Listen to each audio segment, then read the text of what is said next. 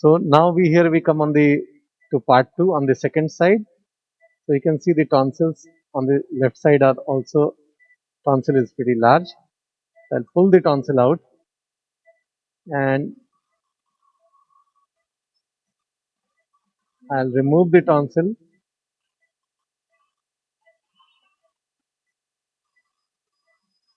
Now unless you go lateral to the tonsil, you will not get in the correct plane.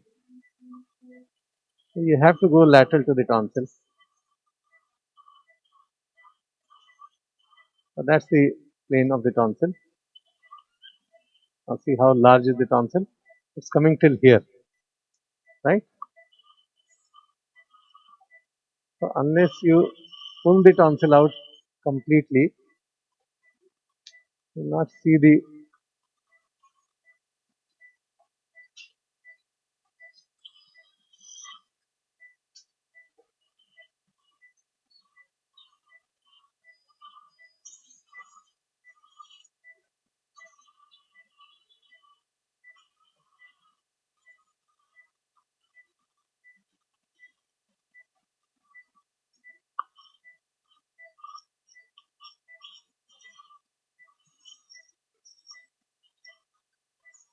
That was a small vessel which I am coagulating, because while suturing it will unnecessarily bleed.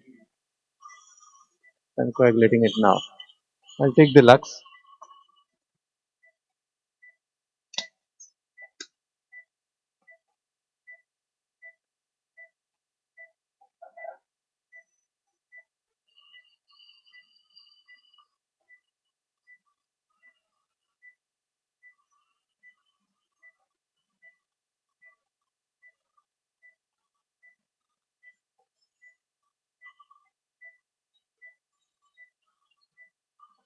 So trying to open the tonsil like a book. Large tonsil.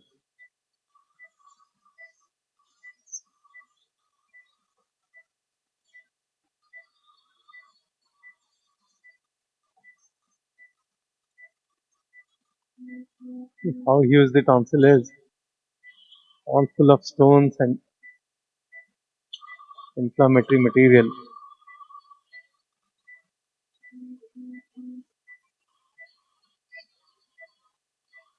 Idea is not to expose too much of muscles in the tonsillar fossa.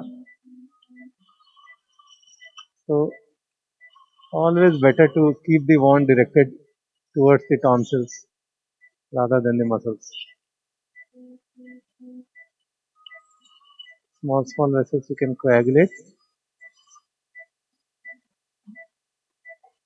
Now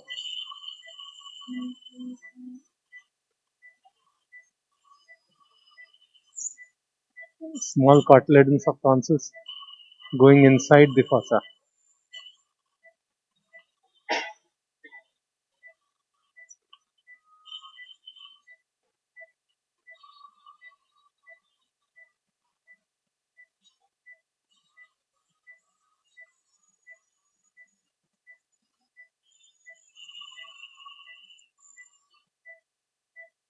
These are the muscles of the anterior pillar,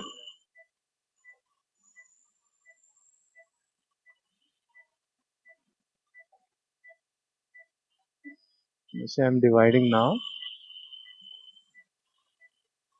Now this tonsil is open like a book. So that's the lower pole of the tonsil. So all this needs to come out.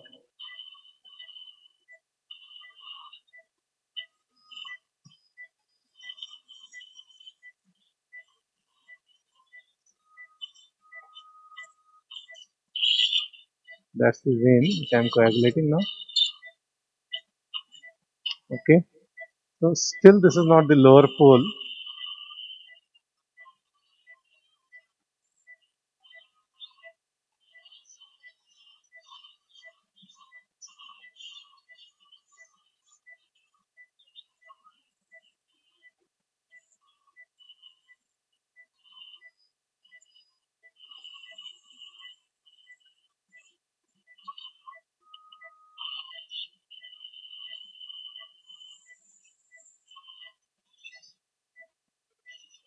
That's the lower pole here, right? I will not try to expose the tonsillar artery.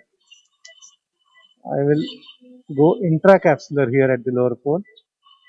You can see I have gone intracapsular.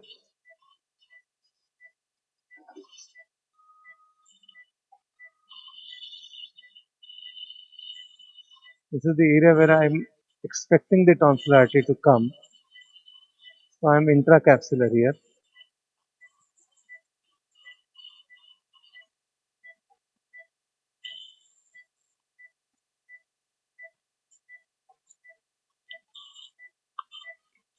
Now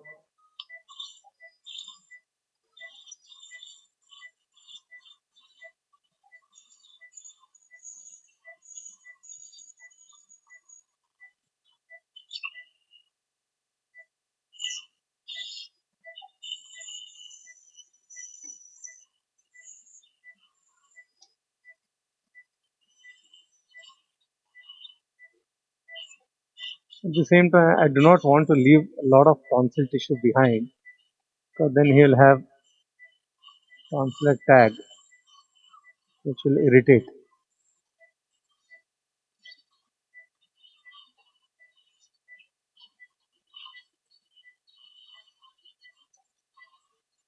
So you can see I have removed almost the entire tissue at the inferior pole,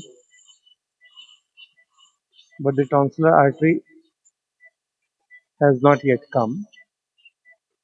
So I am coagulating along the length of the tonsillar artery, because otherwise it's not possible to minimize the chance of secondary bleeding if you only coagulate the tip of the tonsillar artery.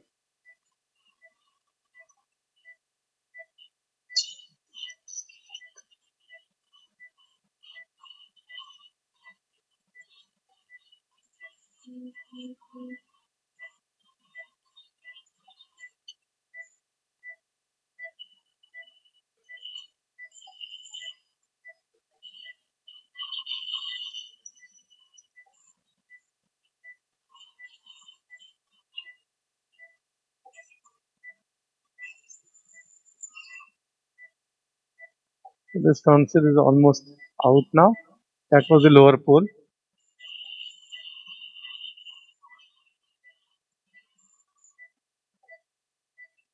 Now we come to the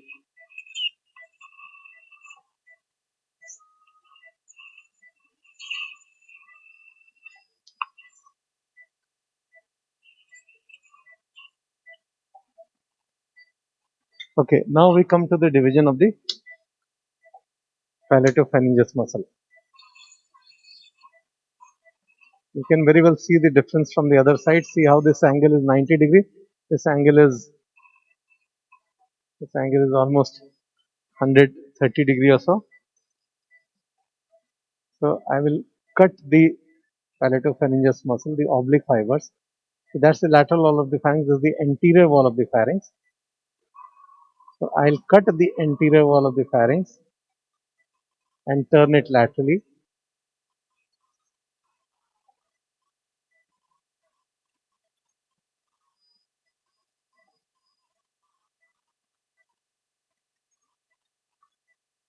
So you see this much of the palatopharyngeus muscle is actually dissected out, and this will turn laterally, and this is how anterior and both anterior and lateral collapse will be taken care of.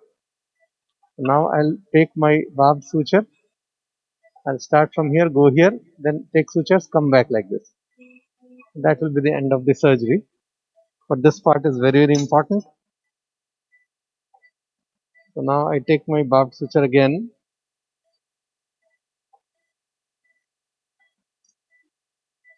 Start from where I had gone in, where I had come out, and then take one suture here.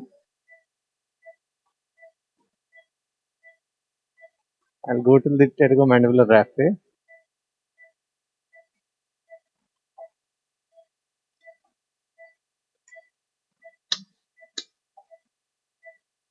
From here again, I'll pass through the pterygomandibular raphe. Okay, quite lateral.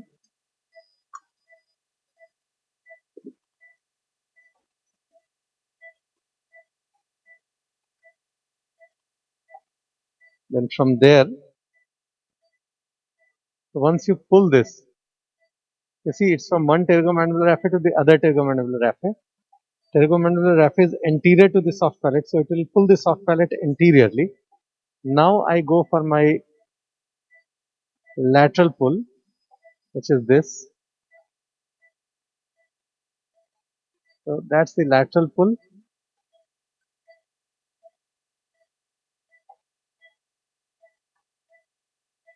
So in this, I'll take the palatopharyngeus muscle, the whole bulk of the palatopharyngeus muscle.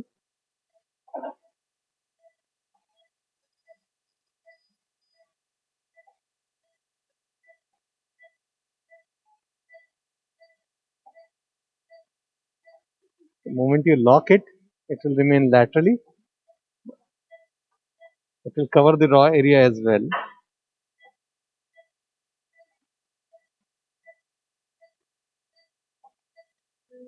I'll come back from here and come till the pterygomandibular raphe here.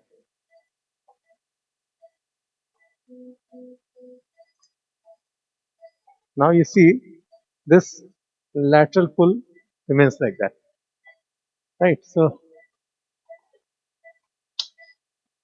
the whole palate is now pulled anteriorly as well as laterally. So having said that, I will once again come back to the soft palate and do little more for the anterior pull. So I'll come back on the other side and just cut off the suture over there, and that will be the end of the surgery. For that, I may need to change the tube again. Okay, so this will keep it. Call Dr. Kulpesh.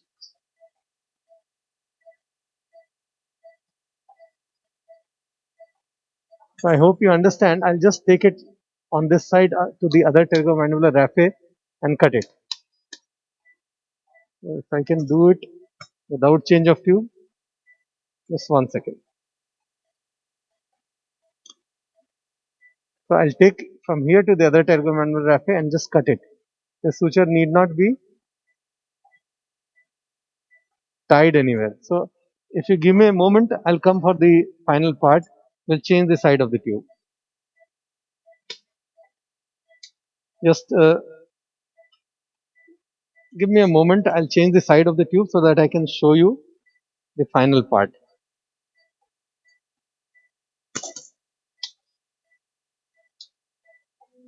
The tube is being changed and I'll put the mouth gag, apply it.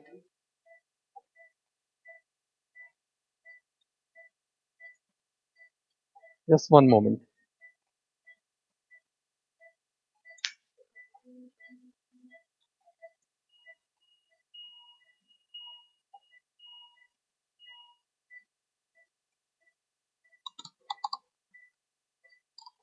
Okay, fix it.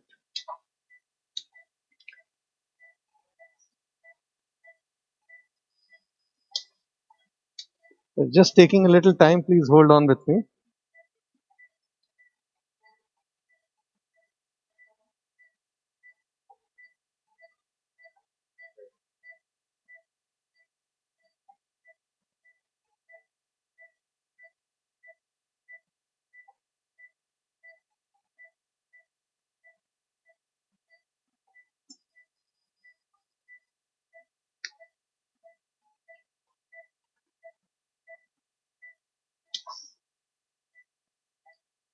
So you can see here, that is the thread.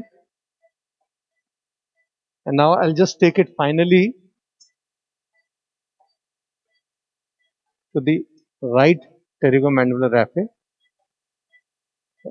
Again, enter from the same place and try to come out straight on the right pterygomandibular raphe. If you cannot reach, then you can take another bite, but I think I can reach.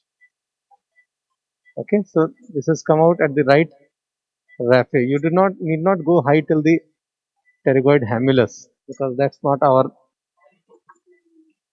And once it is pulled here, you can simply cut it, and the knot remains like that. You can see both the sides are pulled laterally as well as anteriorly. So that's the suspension bridge pharyngoplasty with barbed suture by Dr. Vikas Agrawal. Thank you for watching.